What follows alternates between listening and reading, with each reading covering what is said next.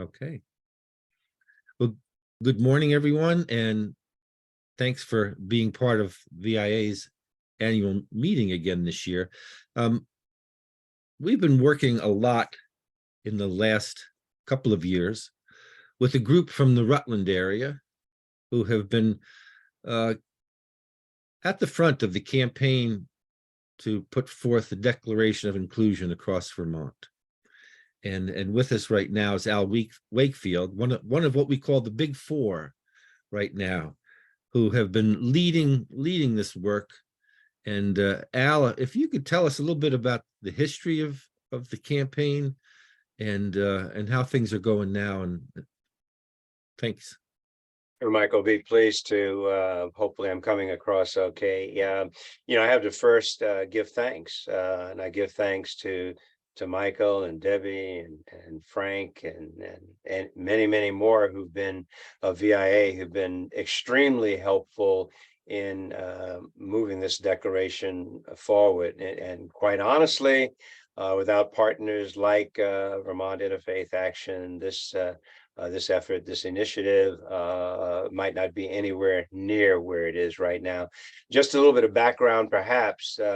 We got started on this just over 2 years ago, I guess, started by a longtime friend, Bob Harnish, who was a local innkeeper here in the Rutland County area. And Bob discovered this declaration because of his cousin, who's on the board of selectmen of Franklin, Vermont, who had, I think, discovered it in Maine and said, this is a good thing. Let's talk about what this means and what kind of impact this can have on the community in Franklin. And so Dave Banyan, his name, brought it to Franklin. They talked about it. They got it passed by the town of Franklin. And Bob, then speaking with David, discovered it. And Bob said, wow, that seems like something that would be, it's just so philosophically tight. It's practical. It's something that almost everybody can relate to. And if we can get folks to commit to it, it might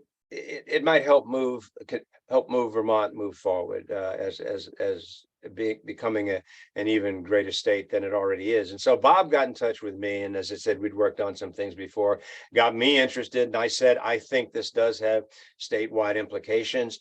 Let's put something together and see what we can do. And my background is in business, as an executive with a large Fortune 500 company at one time. And then in my own search business, I've also run a small business here in Vermont, a couple of small businesses, including an international search firm. And so we got together and we put together a plan for how we would approach all 247 Vermont municipalities. We subsequently got Norm Cohen and Barbara Pulling more recently to join us in this effort. So we refer to ourselves as the gang of four. Since starting this now, as I said, over 2 years ago, we have now 116 towns as of a few days ago, which have adopted. Most of the declarations parallel the initial declaration that we gave them, but many towns have developed their own, but consistent with the guidelines which we provide on our website, vtdeclarationofinclusion.org. And so we're working to get to 247 with an intermediate goal of 150. The first 100 was not easy, and the remaining are going to be even more difficult. Most of the meetings, or at least many of the meetings we've done via Zoom or some other virtual platform, and they were larger towns, and with smaller towns, they don't have Zoom capability or otherwise virtual capability. So we're going to be very, very creative about how we get to them, including, visiting in some of these towns. I mean, we're down here in Rutland, and Northeast Kingdom is, 2-3 hours away. So we're going to have to be creative about how we get the remainder of these towns adopting. But that's what we're working on. And, we're all in our 80s. Well, 3 of us are in our 80s. Barbara Pulling's a bit younger. She's a kid, I think, in her early 70s, late 60s.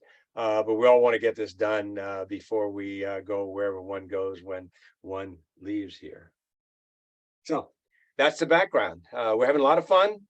some frustrations, as you can well imagine. And many of the towns that have adopted, we're now asking them to implement both the spirit and intent of the declaration. And so that piece is just as onerous, and it's a challenge for the towns.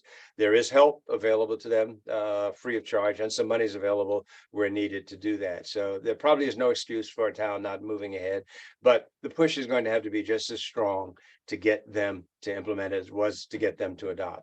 But as I said, we're having fun and hopefully doing some good. You're off. You're muted, Mike. Yeah. Sorry about that.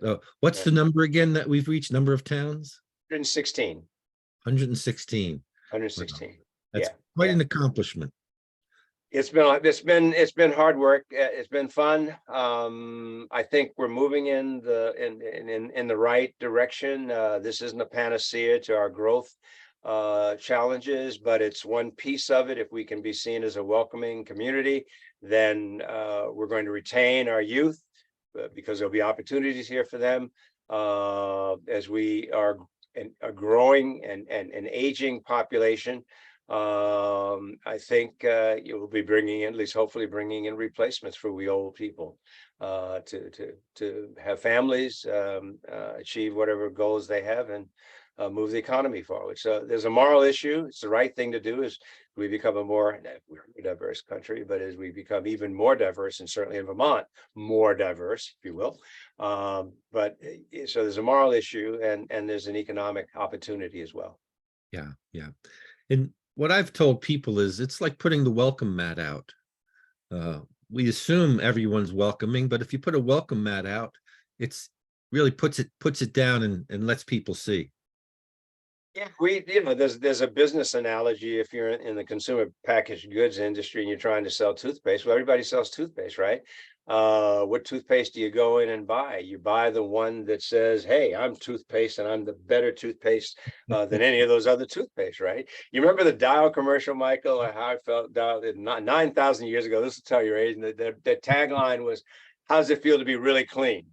Yeah, And saying that you use all those other things and they may wash you, but Dial will make you much cleaner than any of those others. So that's you're differentiating themselves, and that's just a primary point of doing business, right? But regardless of what your business is, make yourself unique, different, and really good at what you do. yeah, yeah. I can share a quick story about something in our town here in Putney. Now, we have created an equity and inclusion committee. And recently they shared a document they wanted me to look at, and I actually sent it off to Susanna because they are going to propose to the town select board that we create a policy to make sure we don't hold meetings on religious holidays that other than just Christian holidays.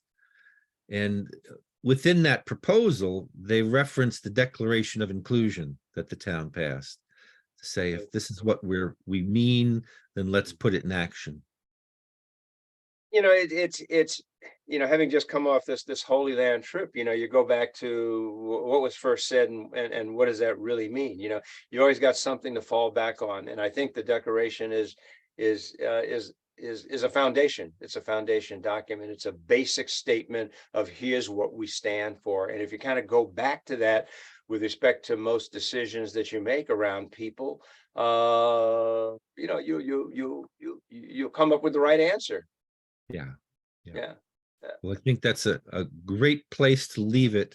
And I agree with you totally, Al. And I'm honored to be able to do this work with you, and look forward to moving ahead in the next year as well. So thank you very much.